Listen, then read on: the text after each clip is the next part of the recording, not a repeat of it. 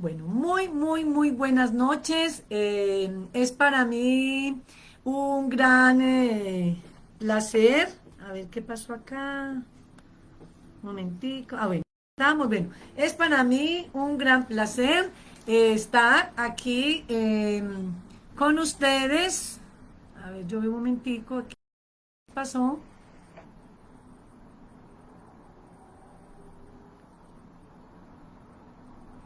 A ver, perdón un momentico que estoy aquí. Miren, listo. A ver, pues vamos a mirar que es que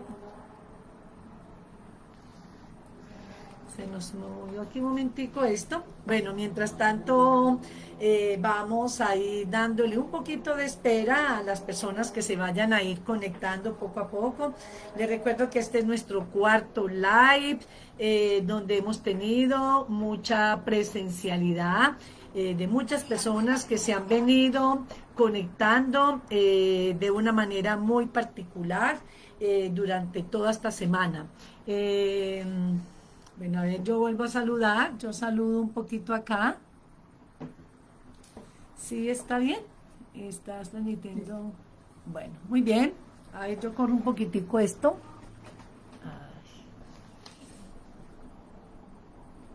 Bueno, ahora sí, ustedes saben que esta cuestión de la tecnología siempre es un poquito complicadito, a veces se nos enreda. Bueno, ahora sí vuelvo nuevamente a darles un grato saludo y una gran bienvenida a este nuevo encuentro nuestro en el día de hoy con el tema Hablemos del TDAH, un tema que ha sido muy solicitado por parte de todos ustedes y que sin lugar a duda desde la experiencia muy probablemente han venido adquiriendo ciertos conocimientos y esclareciendo también muchas inquietudes.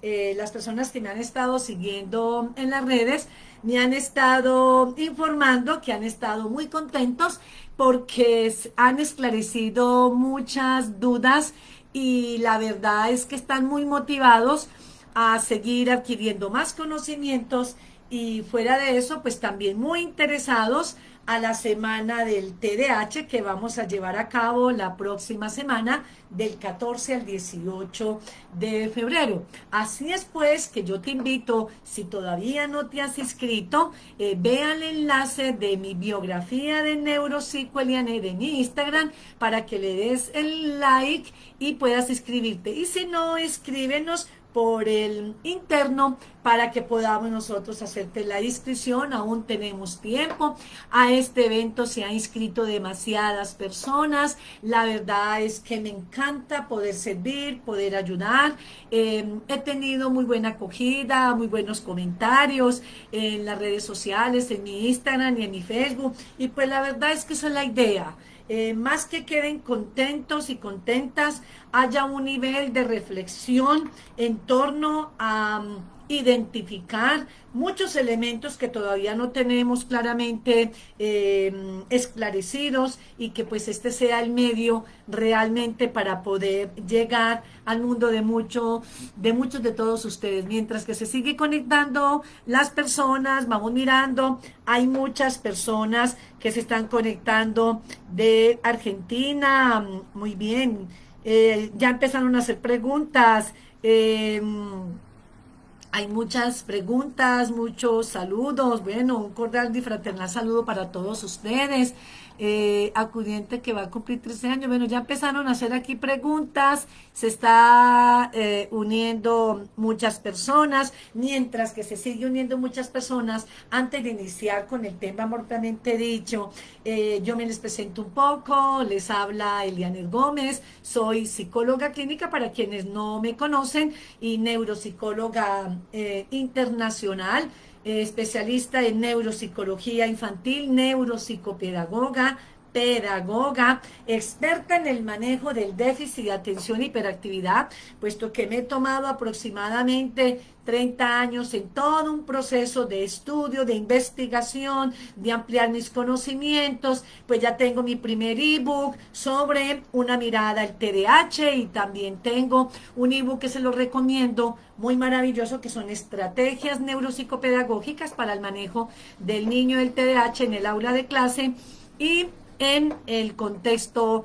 familiar. Eh, Soy fundadora de la IPS Ser Crecer Pereira aquí en Colombia y creadora del método EMPEMED, que es el método que vamos a manejar la próxima semana, en la semana del TDAH. Te estoy recordando que este tiempito preliminar de los lives es más bien como una ambientación, un acercamiento, algo así como un entrenamiento, una aproximación a lo que realmente va a ser la semana del TDAH. Por eso me parece muy importante que en estos lives hagamos un análisis general de todo lo que comprende este panorama del déficit de atención y de hiperactividad y que por consiguiente indiscutiblemente hay muchísimo por aprender. En el día de hoy he querido traerles el tema que les prometí ayer, como es si realmente el déficit de atención es una enfermedad. Muchas personas de mi Instagram me han hecho esa pregunta y aquí voy a tratar de responder varias de ellas. Si el TDAH es una enfermedad y qué papel fundamental cumple los medicamentos cuando son requeridos o determinados por el psiquiatra o por el neuropediatra, en fin, por algún profesional de la salud, pero específicamente experto en medicina. Déjame decirte que el TDAH, por ser una condición neurobiológica crónica, presente fundamentalmente en un porcentaje significativo de niños, específicamente en la etapa preescolar, y que se va desarrollando o fortaleciendo si no se tiene un adecuado manejo en la etapa de la infancia, perdurable en la adolescencia y también trasciende en la etapa de la adultez. Entonces, por el hecho de ser una condición netamente neurobiológica, no podemos hablar en sí de una enfermedad, sino de una condición, entre los cuales, si se le da un muy buen, adecuado manejo, indiscutiblemente con el adecuado manejo, podemos ir logrando con ella una transformación, una evolución y finalmente una atenuación de todos los componentes sintomáticos que él presenta. Recordemos que el déficit de atención se va dando a lo largo de la vida, es perdurable a lo largo de la vida y se va haciendo con manifestaciones diversas porque no en todas las personas se muestra de igual manera. Por lo tanto, es importante estar vigilantes con respecto al componente sintomático, puesto que dependiendo de ello, vamos a determinar el nivel de alcance de poder manejar de manera adecuada dicha condición y de esa manera ir eliminando con una muy buena intervención aquellas consecuencias negativas que van produciéndose o en su defecto síntomas que van limitando de manera sustancial la condición de quien lo padece en el contexto social, familiar, afectivo, emocional, obviamente académico y si trasciende en la etapa de la adultez, pues en el campo emocional, afectivo y también en el campo laboral.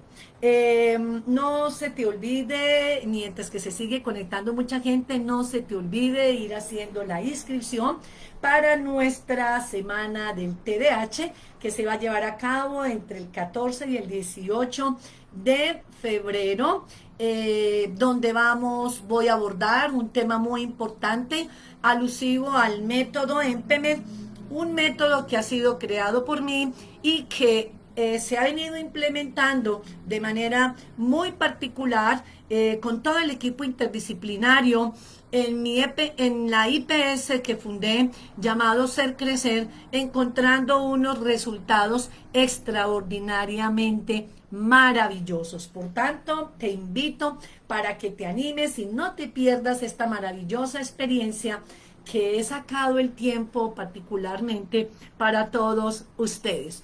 Bueno, No sé, sé que hay muchísimas preguntas, muchísimos interrogantes, pero con base a todo lo que he querido expresarles, me gustaría que ustedes aquí interviniesen y, no, y nos contasen qué concepto tienen ustedes de medicar a un niño que padece déficit de atención y hiperactividad, o si has tenido tu caso particular con tu niño, con tu estudiante, con tu hijo, con tu sobrino, con un familiar que fue llevado donde algún profesional y de manera inmediata lo primero que hicieron fue medicarlo. Qué rico que nos compartieran por estos medios qué experiencia han tenido ustedes con la medicación del niño o del joven que le han recomendado o sugerido ser tratado con la medicación.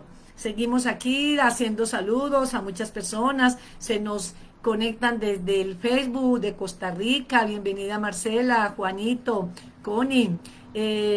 Hay mucha gente que se nos está conectando, bienvenidos todos.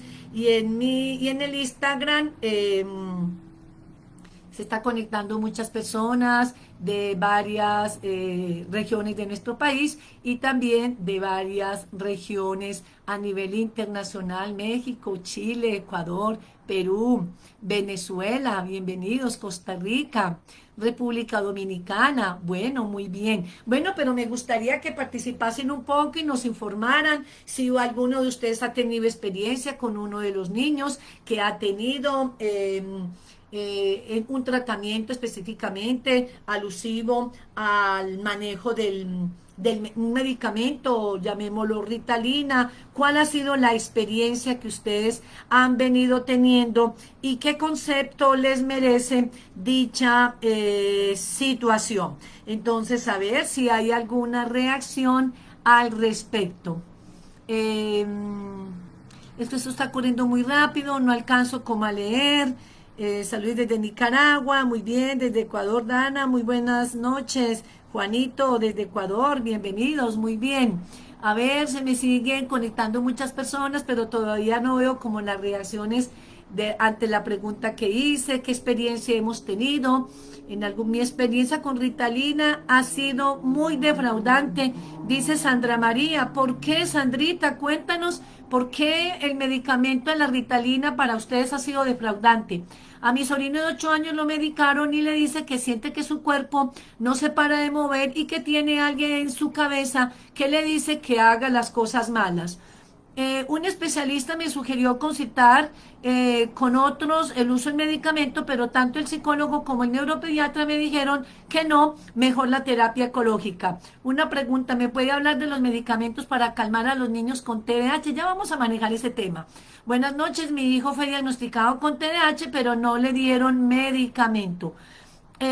Aquí dice Sandrita, ¿por qué muchos niños que son manejados con Ritalina o con medicamento, porque en vez de mejorar, porque empeoran? A ver, mi hija es medicada con Samexid, ayuda para la atención en el colegio. ¿Y cómo le ha ido, César, con esta experiencia del medicamento? Sandrita dice que el cerebro lo hace hacer cosas que él no quiere hacer, como un efecto colateral supuestamente de la medicación.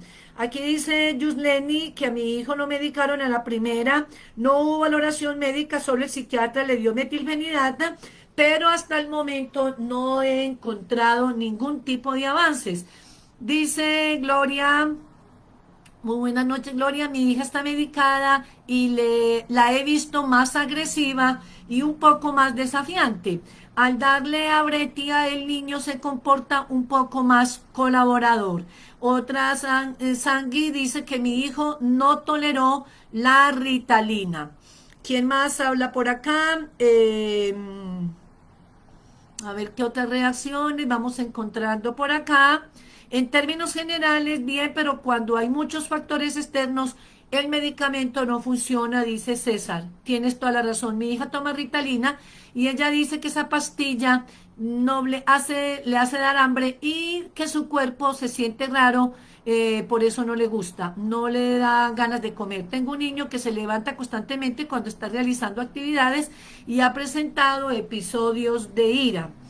A mi hija la medicaron, Sangui dice, pero a ella le produce mucho sueño. Bueno, hay infinidad, está en séptimo y lo peor, tiene problemas ya que ahora no está medicado y creo que quedó peor después de habérsele suministrado la medicación. Eh, bueno, es real, es muy importante entonces que tengamos en cuenta que la medicación no es que esté vedada ni sea algo que sea completamente aversivo ni dañino para el suministro de algunos pacientes que ameritan ser tratados con la medicación. Pero retomando el tema de ayer, para muchos que estuvieron y los que no estuvieron, enfaticé mucho en la importancia primero de hacer un excelente diagnóstico, ya que a través del diagnóstico podemos nosotros indiscutiblemente, a ver que se me fue la imagen acá, allá. Si no hay un buen diagnóstico, pues no podemos realmente saber cuáles son las condiciones en las que se encuentra la persona que se sospecha un TDAH. Recordemos de lo que les hablé ayer, que si no se hace un buen diagnóstico, pues difícilmente vamos a poder entonces determinar las necesidades específicas del niño, porque no es lo mismo identificarse en una evaluación que tenga un trastorno por déficit de atención, pero en el diagnóstico no se identifique, por ejemplo, la tipología de déficit de atención, que ese tema lo vamos a manejar mañana a las horas de la noche, para que identifiquemos que no es lo mismo un niño diagnosticado con TDAH subtipo inatento a un niño diagnosticado con TDAH subtipo impulsivo hiperactivo a un niño diagnosticado subtipo combinado cuando tiene los tres componentes sintomáticos. Como tampoco es lo mismo un niño o un joven diagnosticado con déficit de atención, pero que además a ello se suma otra tipología de alteraciones comórbidas, llamémoslo depresión, llamémoslo ansiedad, llamémosle trastorno opositor desafiante, llamémoslo trastorno de aprendizaje, llamémosle que el niño tiene un componente neurobiológico y que en un TAC cerebral, por ejemplo, le encontraron en su diagnóstico la presencia de crisis convulsiva. Cuando a nuestro niño cuando a nuestro niño se le manda medicación, obviamente tiene que hacerse con muy buen proceso de responsabilidad y de monitorización.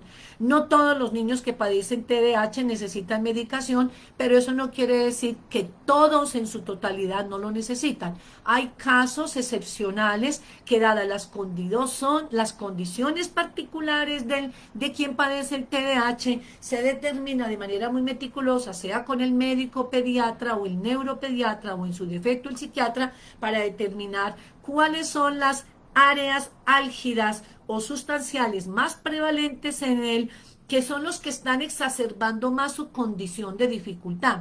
Y dependiendo de ese componente diagnóstico es donde se determina finalmente la viabilidad de posible medicación o no. Para ello, me parece que es muy importante que tengamos algunas consideraciones a tener en cuenta, porque miren, aquí me dice Carmen, por ejemplo, Sánchez, usé Ritalina con mi niño y me ha ido excelente durante los primeros meses. Luego ya no tenía resultados al parecer la dosis y no fue suficiente. Eso puede ocurrir. Ice Luna dice, a mi hija de 6 años la medicó un psiquiatra con metilfenidato, que es la Ritalina, pero durante las 2 semanas que lo tomó no comió, por tanto suspendimos y la neuropediatra le cambió por Estratera y el Italvirón, pero no vemos avances respectivos. Entonces, si seguimos leyendo todas las experiencias que ustedes en este momento nos están compartiendo, encontramos de manera significativa que indiscutiblemente la medicación puede ser una opción, pero no es la única opción, no es la única opción. Me parece importante que tengamos algunas consideraciones al respecto. El medicamento no cura un TDAH, eso quiero que les quede muy claro. El medicamento no cura un trastorno por déficit de atención, lo que sí puede hacer, porque sabemos que no es una enfermedad. Cuando se requiere, ¿cuándo podemos requerir un medicamento para el niño? Porque se puede considerar como una de las opciones a tener en cuenta. Primero que todo hay que identificar sustancialmente los síntomas del paciente y cómo esos síntomas está afectando la vida de la persona que los está padeciendo para poder elegir la mejor opción. En segundo lugar, tener muy en cuenta que si aparece el déficit de atención con otras comorbilidades en un nivel de gravedad, donde hay mucha impulsividad, donde hay mucha agresividad, donde la inatención es sustancialmente insostenible, donde la inquietud es sustancialmente incontrolable, pudiésemos pensar en una posible medicación. Pero ahí hay que tener muy en cuenta otra serie de elementos muy importantes, como por ejemplo la actitud que la familia pueda presentar frente a la propuesta de la medicación y también la actitud del paciente, porque en últimas es él el que lo va a tomar. Llámese niño, llámese adolescente, llámese a un adulto, porque el medicamento también se le puede suministrar a los adultos cuando padecen este tipo de problemática. Aquí lo importante es tener en cuenta que la medicación tiene un tiempo de durabilidad en cuanto al efecto y eso explica el por qué a las personas que se les recomienda la medicación, esta medicación debe ser tomada específicamente en horas de la mañana fundamentalmente y debe ser aplicado o tomada en tiempo de trabajo o de estudio. Por lo tanto, la medicación no se recomienda ni en días festivos, ni sábados, ni los días que el niño o el joven no estudie, puesto que es un medicamento que lo que hace es liberar altos niveles de dopamina y noradrenalina, puesto que son neurotransmisores que cuando el niño se le identifica su TDAH, pues entonces estos componentes químicos que tienen un efecto importante en todo el circuito neurológico, nos está mostrando que por su condición neurobiológica es lo que explica fundamentalmente el por qué hay una disfuncionalidad, por ejemplo, en los niveles de atención o en los niveles de comportamiento impulsivo. Entonces, eso explica el por qué el medicamento solo se debe suministrar, si es que es convenido por la familia y el mismo paciente, en tiempos específicamente horario de estudio y horario de trabajo. En tiempo de descanso no es recomendable.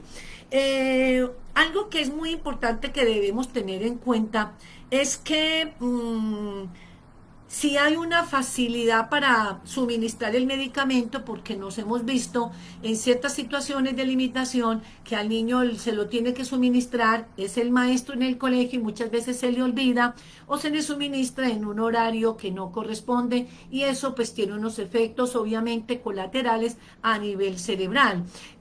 Otro riesgo que se corre u otra dificultad es que en niños y adolescentes se puede acarrear la estigmatización porque el niño se siente avergonzado el hecho de que sus amiguitos o compañeros se den cuenta que se tiene que tomar una pastilla para que se comporte bien.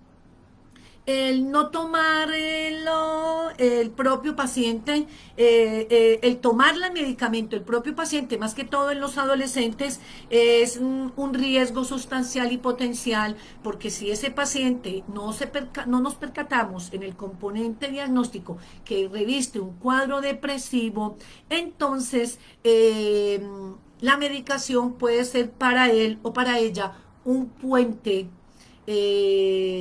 para utilizar para un intento de suicidio. Entonces, generalmente, cuando se llega a la conclusión a través del profesional en salud y los padres y aún el paciente de consensuar el manejo o el suministro del medicamento, se deben tener todas las precauciones suficientes y yo sí como neuropsicóloga y como terapeuta no recomiendo nunca que la persona que esté siendo medicada, él mismo se autosuministre el medicamento, menos adolescentes, menos adultos, porque recordemos que estos medicamentos forman parte de los componentes anfetamínicos y ello hace que tengan unos efectos sustancialmente colaterales dañinos en caso de que se tenga una ingesta en sobredosis al punto de obviamente pues de un suicidio. Entonces si llegan ustedes a concluir que es conveniente la medicación, deben tenerse todas las precauciones, todas las restricciones,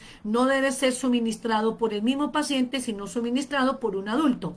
Los efectos ahí, la dificultad es que no se le suministre por ejemplo el medicamento a la hora que debe ser, se le deje de dar el medicamento de acuerdo a las dosis o de acuerdo a la frecuencia en que debe ser tomado. Si el médico o el neuropediatra dice tu niño debe tomar media pastillita después del desayuno y media antes del almuerzo, así se debe dar. Pero si se le da nomás la pastillita a una hora y a la otra no, el cerebro, como tiene un circuito neurológico y lo que estamos es activando las redes neuronales a través de la producción, de la activación del neurotransmisor o del componente químico, la dopamina y la noradrenalina, entonces eso hace que el efecto sustancial del medicamento se pierda. Esa es una de las razones por las cuales muchas veces en los pacientes que se les suministra los efectos positivos no se ven. Pero recordemos que cuando se da un medicamento, pues uno de los objetivos fundamentales es de alguna manera ayudarle al paciente a mejorar su calidad de vida, específicamente en el niño y en el adolescente, con el fin de irle disminuyendo el componente sintomático. Eso es lo que se supone, se busca con la medicación. El otro sería disminuirle de alguna manera las complicaciones que ellos tienen derivados, obviamente, pues de su componente del TDAH. Recordemos que si se incrementa la dopamina y la noradrenalina, pues entonces ellos van a tener un nivel de regulación sustancial en todo lo que es el circuito neurológico, que es el que necesitamos que funcione para poder dar respuesta, sea el niño, el adolescente o el adulto, ante las exigencias de la cotidianidad. Pero aquí dicen, ¿qué pasa con la duloxetina, la risperidona? ¿Qué tal son esos medicamentos? A ver, todos esos medicamentos son bondadosos dependiendo de un muy buen diagnóstico, dependiendo del tipo de paciente, dependiendo del profesional que lo haya recomendado, pero yo siempre he recomendado que si por algún motivo tú como padre decides suministrar el medicamento, siempre el tratamiento debe ser multimodal. ¿Qué es multimodal? El nombre lo dice, que se involucre no solamente la medicación, sino también otra tipología de terapias como es la psicoeducación, la intervención en psicología con un enfoque cognitivo-conductual. Mi experiencia me ha mostrado en muchos años que muchos de mis pacientes que han llegado a hacer crecer, la mayoría han llegado medicados, con todas los efectos colaterales y con todas las experiencias habidas y por haber, pero con todo el respeto, si aquí tenemos algún neuropediatra o algún profesional en el área de la psiquiatría, me atrevo a decirlo con toda mi convicción, que la mayoría de pacientes que nos han llegado a hacer crecer medicados con risperidona, con atomoxetina, con fluoxetina, con ritalina, resulta que eso es una bomba de tiempo para un niño, porque son muchos los medicamentos y en vez de tener unos efectos positivos, puede tener finalmente unos efectos adversos. La medicación tiene que revestir un gran cuidado y no es para todos los niños ni para toda tipología de dificultades. La medicación es para determinados pacientes bajo condiciones muy estrictas cuyos componentes sintomáticos revisten una gravedad mayor. Verbigracia, por ejemplo, que en un diagnóstico se hubiera encontrado una disritmia cerebral, una lesión cerebral, esté presentando una epicrisis convulsiva o haya habido un diagnóstico de epilepsia.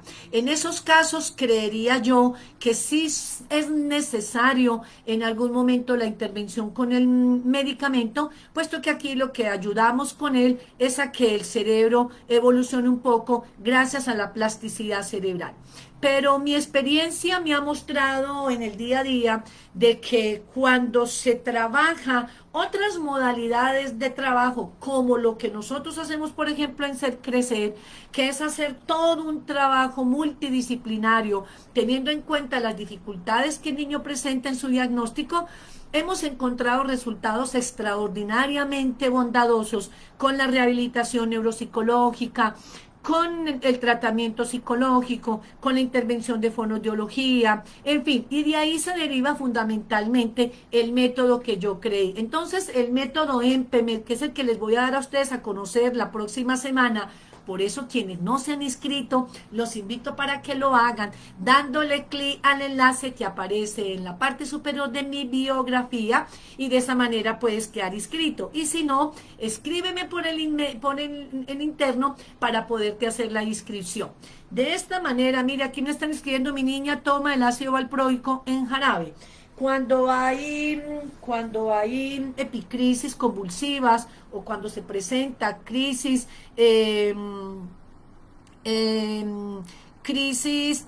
a nivel de sueño, un componente de apnea, en esos casos que ya revisten una gran complejidad a nivel neurobiológica, posiblemente puede ser la medicación, pero con mucha restricción, con mucho proceso de monitorización, pero de todas maneras, a quien se le suministre el medicamento, todo paciente que sea medicado, todos deben tener su proceso de intervención terapéutica con un trabajo integral, porque el medicamento por sí solo llega a un momento donde no va a haber el efecto, o en su defecto va a tener efectos colaterales.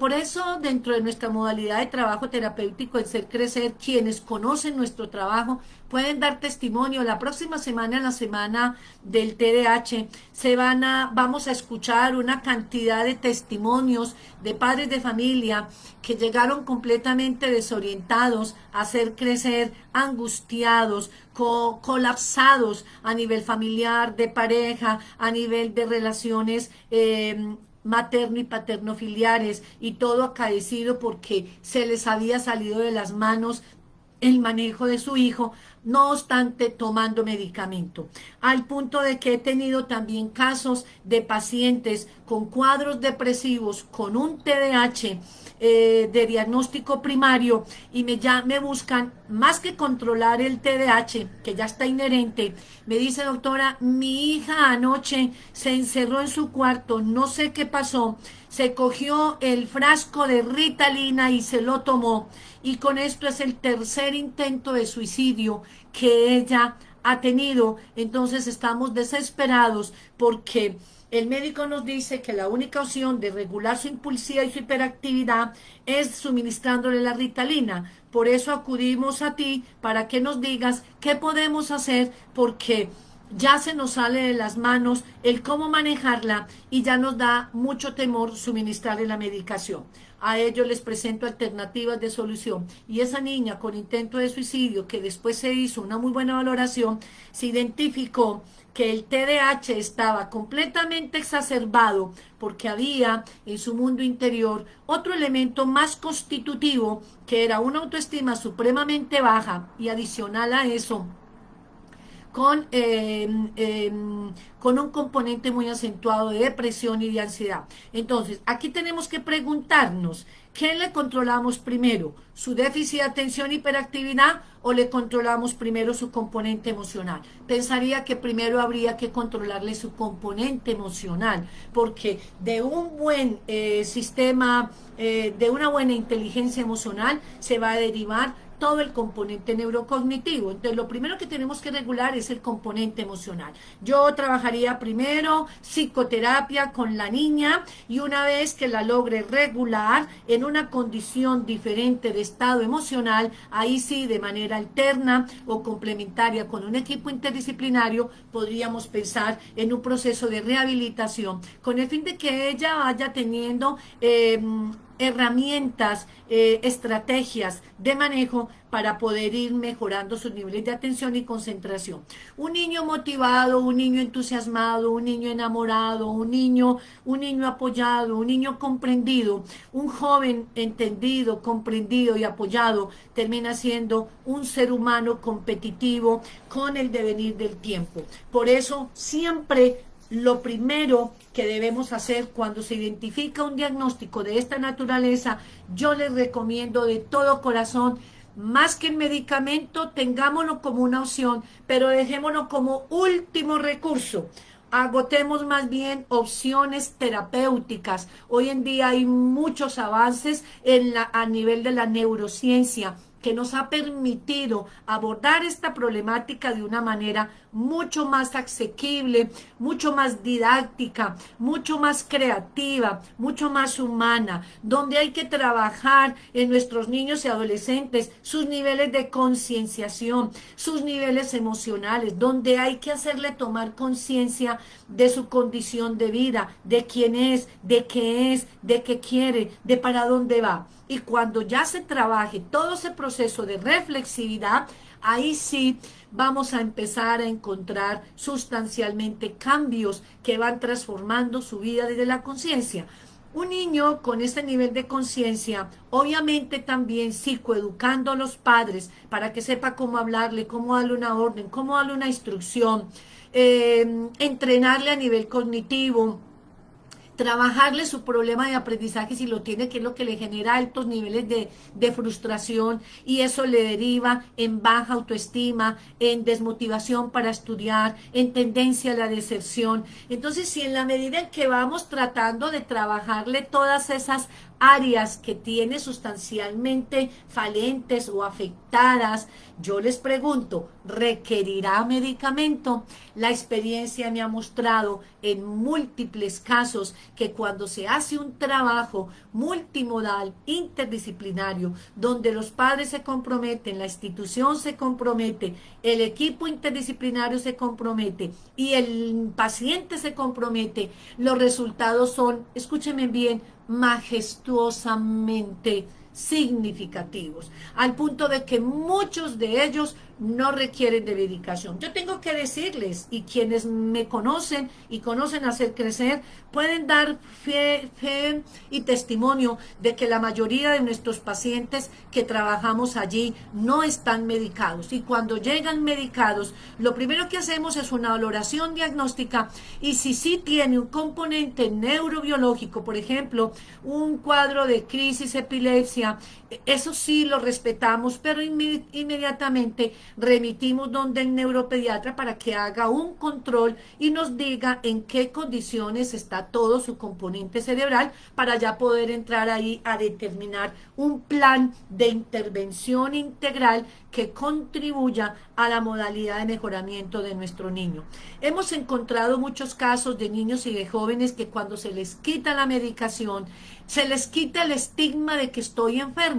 Recordemos que el déficit de atención no es una enfermedad, es una condición neurobiológica. Y cuando al niño se le suministra la medicación, le da a él la sensación de que el que está enfermo es el que se medica. Por tanto, a mí me dan Ritalina porque estoy enfermo. Y muchos casos de esa naturaleza, los niños se escudan en la supuesta enfermedad, que es una etiqueta que el contexto social les hace y les da, y es lo que hace que se apoyen como pretexto y justificación para no esforzarse a dinamizar unas conductas que sean transformadoras, mediadoras, para que puedan responder de una manera adecuada a los diferentes contextos. Entonces tú le preguntas, Juanito, ¿y tú por qué no te estás comportando bien? Y él airosamente dice, es que mi mamita esta mañana no me dio la Ritalina. Por eso no me comporto bien. Es decir, mire el mensaje subliminal que le dejamos a nuestros niños y jóvenes, que la medicación es el que controla su cerebro, que la medicación es el que controla su vida, que la medicación es el que habla, piensa, siente y aprende y memoriza por él. No, la medicación es un medio, es un instrumento, es una herramienta, como todas las demás procesos terapéuticos. Pero cuando al niño se le enseña más desde la condición de reflexividad y se le hace un entrenamiento mayor cerebral, indiscutiblemente ese entrenamiento a través de muchos ejercicios, gracias a la plasticidad cerebral, según muchas investigaciones, hallazgos que se han encontrado, transformaciones sustancialmente significativas en la vida de estos niños cuando han sido no sometidos, cuando han sido acogidos a un proceso de intervención terapéutica, dándole respuesta a las necesidades a nivel de aprendizaje, emocionales, afectivas, adaptativas, situacionales, sociales. Cuando a los niños y a los jóvenes se les ayuda a mediar a través de estrategias de afrontamiento todas esas dificultades, déjeme decirte que la medicación no es necesaria. Vuelvo y reitero, caso excepto cuando al paciente se le haya identificado una alteración significativa a nivel neurobiológica. Llámese una epicrisis convulsiva, llámese un componente de epilepsia, llámese una lesión cerebral. Cuando el diagnóstico reviste un componente netamente biológico, ahí sí yo no entraría en discusión y sin embargo, a pesar de eso, este paciente también requiere proceso terapéutico con el fin de que esta intervención le ayude más a que las redes neuronales se reacomoden y gracias a la plasticidad cerebral, con todo este entrenamiento neuropsicológico, psicológico, de fonoaudiología y demás, hay una reacomodación neurológica que hace que el cerebro del niño, del joven, se transforme de manera tal que vaya logrando unos niveles mayores de maduración. Por tanto, también con esta estimulación, el cerebro libera niveles de dopamina y de serotonina y de noradrenalina, que son los químicos necesarios para tener niños mucho más funcionales, pero ante todo, no etiquetados como niños enfermos mentales, ni como niños extraños en el contexto social, y se les da el margen de opción de credibilidad, donde estas opciones de terapia son mucho más favorecedoras en primera instancia antes que agotar la medicación. Yo quiero ya, como para ir terminando, darles a conocer cuáles son esos efectos colaterales que se pueden presentar en una persona diagnosticada con TDAH y que deciden suministrarle medicamento, específicamente la Ritalina, que es un medicamento que forma parte de la familia de las anfetaminas. No todos los efectos se dan en igual de condiciones en todas las personas. Si tú te tomas una aspirina, puede que a ti te asiente bien la aspirina. Si tú te tomas un ibuprofeno, puede que tu cuerpo haya hecho una reacción colateral a ese ibuprofeno.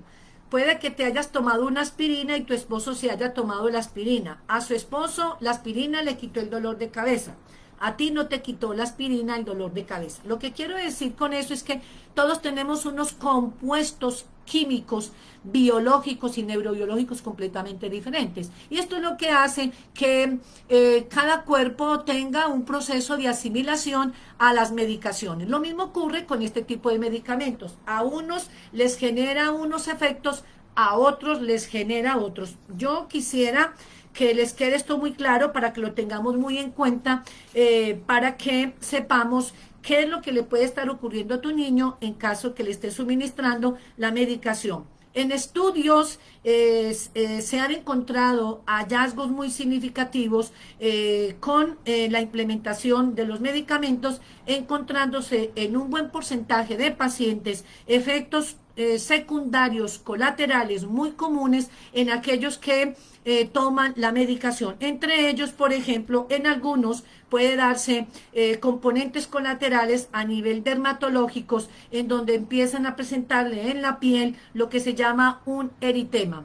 Hallazgos científicos en estudios de investigación se han demostrado que el 9% de niños que toman la Ritalina o estos medicamentos para el TDAH, en algunos los efectos colaterales están asociados a dermatológicos, el eritema en un 9%. A nivel del sistema endocrinológico, a nivel del sistema endocrino, el 9% pueden tener tendencia a una disminución del crecimiento y por ende en un 9% a una disminución de su peso. También pueden tener efectos colaterales de tipo gastrointestinales, pérdida de apetito en un 26%, disminución de apetito en un 26% y pérdida de apetito en un 5%. Se ha evidenciado estadísticamente esos hallazgos. Náuseas en un 12%. Hay niños que toman el medicamento y dicen, mamá, tengo ganas de vomitar, tengo náuseas. Cuando los efectos se dan a esos niveles, yo los invito para que hagan el replanteamiento, vuelvan a llevar al niño o al adolescente a control neuropediátrico para que hagan un análisis sustancial si realmente el cuerpo y el cerebro está haciendo un adecuado proceso de asimilación. En otros niños, hay en un 10% se ha evidenciado estadísticamente que muchos que toman la Ritalina tienen efectos colaterales comunes de vómitos. A nivel neurológico, efectos colaterales como el dolor de cabeza, el insomnio en un 13%, hay alteraciones de sueño. A nivel psicológico, alteraciones emocionales, el niño que se vuelve más irritable, el niño se vuelve más llorón, el niño se vuelve más sensible, el niño se puede volver más agresivo, el niño se puede volver mucho más hipoactivo de lo normal. Entonces hay llantos frecuentes, se vuelve más sensible de lo normal. Entonces, cuando hay todos esos tipos de efectos colaterales, yo sí recomendaría, papá, mamá, maestro, profesional, remitirlo inmediatamente al control neuropediátrico para que el neuropediatra haga un análisis concienzudo y revise por qué esa condición y realmente si el medicamento que está tomándose sí es favorecedor para el niño. Y otros, en casos mayores, lo peor que puede ocasionar más que todo cuando el consumo del medicamento lo hacen los adolescentes, porque el tratamiento se hizo en una etapa tardía, no en la etapa infantil ni preescolar, que es lo más ideal, sino en la etapa adolescente, hay una tendencia a desencadenar adicción al fármaco, porque como ese fármaco tiene también unos procesos de bienestar, ellos ven que con el fármaco mejoran la memoria, mejoran la atención y entonces cada vez que quieren estudiar toman el medicamento de manera desmesurada, sin control y lo tienen ya finalmente como una adicción.